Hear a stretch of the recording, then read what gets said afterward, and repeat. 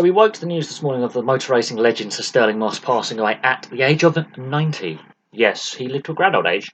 And while it is sad, and he actually had been suffering from health issues for quite some time, he will be remembered for many things. He broke many records, some of which still stand, and he also is known as the greatest driver never to win the F1 title, being a runner-up 4 times and finishing third 3 times in a 7-year period. He also had the record for the most wins by a British driver until Nigel Mansell surpassed it in 1991. He is also the first British driver to win the British Grand Prix at Aintree in 1955. So he held many esteemed records both internationally and nationally. Also, to note, he defended Mike Hawthorn in a stewards' inquiry in 1958, which actually ultimately cost him the World Championship title because Mike Hawthorn had been assessed 6 penalty points. He would have had 6 points taken away from him for allegedly illegally reversing after a spin onto the track. And Sir Stirling Moss was the one who advised Mike Hawthorn to bump start the car in reverse. And he said if he hadn't done that safely, it would have caused a far worse incident, which could have resulted in the deaths of drivers, which was a commonplace thing at the time in the 50s and 60s in not just Grand Prix racing, but in all forms of motorsport. Drivers died with scary regularity, and health and safety wasn't really a thing. And Stirling Moss survived all that, even though he himself nearly died in a horrific crash in 1962, which we'll get to later on in this video. But let's have a look at some of the facts and figures of Sir Stirling Moss. Now, I'm not going to go into every single detail, every single record, and every single race that he ever raced, because we'll be here for hours, because it's Stirling Moss, and he raced, well, a lot. And he even, after retiring due to some really shocking injuries, he still did the occasional special one-off event, really until quite comparatively recently, considering his age and his health. He was born on the 17th of September 1929 in West Kensington, London, and he died obviously early hours this morning, aged 90. He was born in 1929, dies in 2020. Many of his contemporaries didn't make it this long. He is a legend. His racing career, he started in 1948 and he officially retired as a professional racer in 1962 during his recovery from some really life-changing injuries, actually. As I say, he was a runner-up in the F1 Championship 4 times and finished third place 3 times in a 7-year spell, hence why he's got the moniker the greatest driver never to win the title. And the great Fangio said, if you want to see driver craft and racecraft, look at Stirling Moss. He would say that to all the media and all other drivers. If you want to learn racecraft, learn from this guy. So the great Fangio saw Moss as his equal. Now, in all the races he entered, all 529 races entered, he won 212 of them, including 16 wins and 24 podiums in 67 events. Only 66 races. He didn't qualify for 1 race in his F1 career. That is an insane win ratio. If you think about how many races he competed in at a time when one little spin could end up being a fatal accident, the fact he won nearly, over a third of the races he competed in, sometimes racing up to 6 races a day at certain events. Yes, he would race multiple Formula on the same day and in multiple different classes of car. That is insane. Now, he raced for 84 different car manufacturers in his 14-year or so career. That's mental. He was one of the first guys to race a Cooper 500 because he begged his dad to let him buy one when he was 17. Yeah. So that was his first professional race car, was a Cooper 500. He was one of the first guys to race it, and he won it, I think, in his Cooper 500. He also raced for ERA, Lister, Lotus, Maserati, famously at Nürburgring, 1,000-kilometre endurance race, winning it. Mercedes-Benz, where he won the Mille Miglia in 1955. Porsche, Vanwall, Aston Martin, which he also won twice at the Nürburgring 1,000-kilometre special. Ferrari and Jaguar. And we'll get to the Mille Miglia and the Nürburgring events in due course. But that is some classic car brands there. That includes F1, that includes touring cars, that includes the endurance racing. He was well known as a long-distance endurance racer.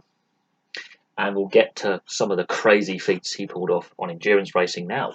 In 1955, he won the famous Italian road rally, the Mille Miglia, in a factory Mercedes-Benz 300 SLR. Yes. Now, Fangio drove by himself without a co-driver in the other SLR.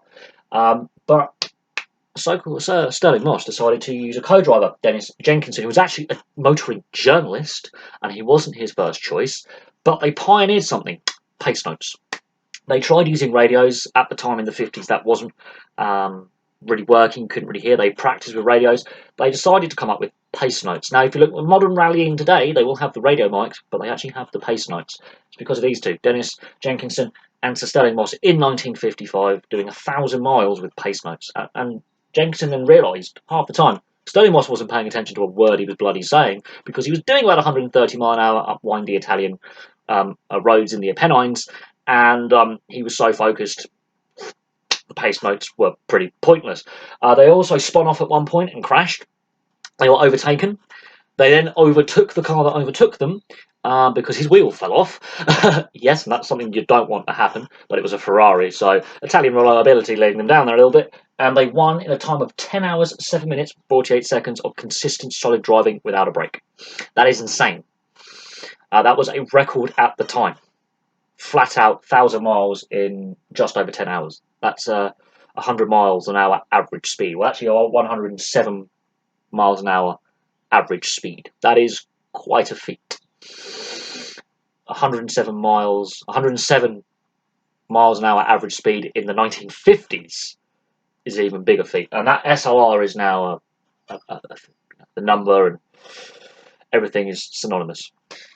Between 1958 and 1960, he cemented his reputation as a long-distance driver who was willing to break records by winning the Nürburgring 1,000-kilometre endurance race 3 times in a row. Twice in an Aston Martin, and once in the famous Maserati Tipo birdcage. Imagine doing 1,000 miles in all conditions with no roof in a car that, was very unstable because it's a Maserati birdcage. And if you played Forza, any of the Forza games, you will know what that car is. It is an iconic piece of motoring history. But to do that with no roof for 1,000 miles, when the Nürburgring is known to have all 4 seasons in a day, one section of the track is bright sunshine, you go around the back of the Nordschleife and it's hailing or raining or sleeting, yet he did that 3 times in a row.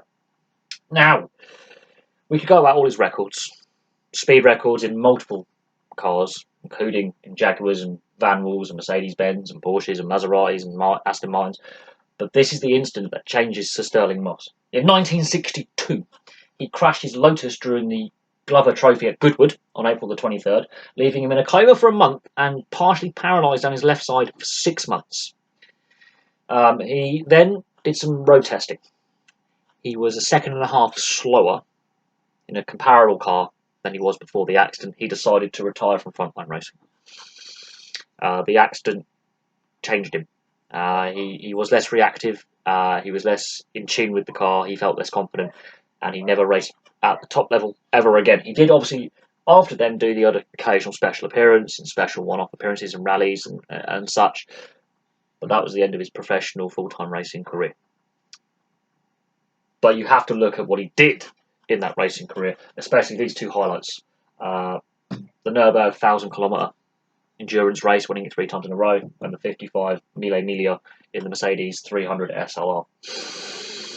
Which, by the way, when Mercedes-Benz 2008 made their last one, they made it the Stirling Moss Special.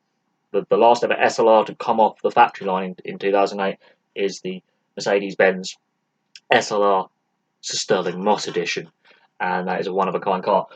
Lister also released a car that's worth £1 million in 2012 or 2016, again with Sir Stirling Moss. And then you have a signed Maserati Tipo birdcage that he raced at Nürburgring. That went to auction. Again, a one-of-a-kind car. He's had so many awards. And now here's some of the awards that he got post-racing. So post-racing career, he was inducted into the Motorsport Hall of Fame in 1990. He was knighted on the 21st of March 2000 by Prince Charles, who was standing in for the Queen for his services to motorsport. Now, this is where the statisticians and the analytic, the number crunching nerds come in.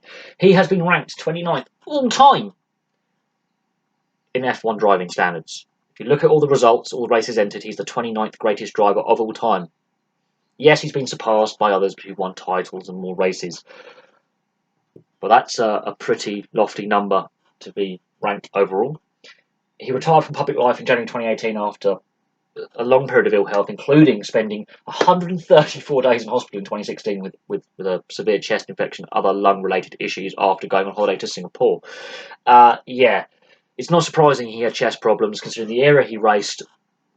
You know, the amount of fumes they would have inhaled, the amount of when they crashed, the fires and other toxins and were in their body. We know that Nicky Lauda had many lung problems after his accidents. After 1976, he had multiple lung operations. Also died of a chest-related issue, health-related issue. And so Stirling Moss also. Other drivers have reported since retiring they've had multiple chest infections, lung problems similar to asbestosis, and that is a ongoing issue for a lot of current and ex-racing drivers. Is like Mika Salo has come out and said he's also suffering from the effects of lung issues after he retired from frontline racing as well in the early 2000s. One of the great Finnish drivers of the 90s and 2000s saying, yeah, no, I'm having lung problems as well. That's one of the reasons why I retired. If you look at everything, though, to be known as the greatest driver never to win the title, and 16 wins and 24 podiums in F1 at a time when drivers were dying with regularity.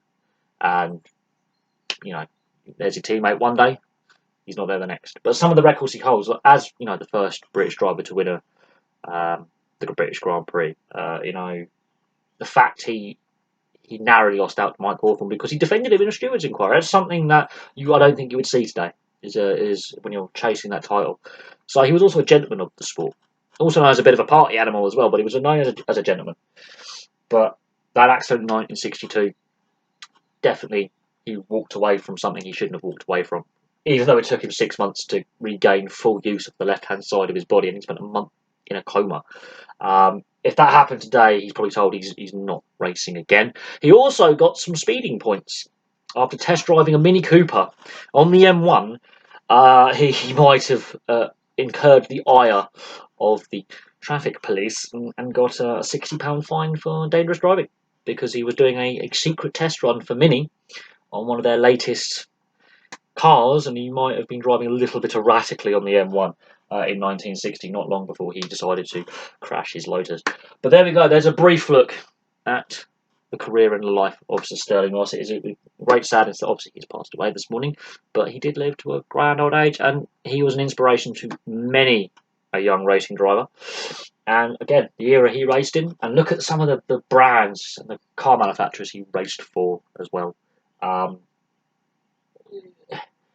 I think he will be fondly remembered for nearly winning the F1 title so many times, but also what he did in the Mille Miglia in 1955 in that SLR, and obviously the Nürburgring 1,000 kilometre. He was known as an endurance driver towards the end of his career. Thank you very much for watching. Please place your thoughts below. Any other quotes from Sir Stirling Moss, any other facts and figures, please feel free to leave them in the comments section, and I'll have some more videos for you very, very soon.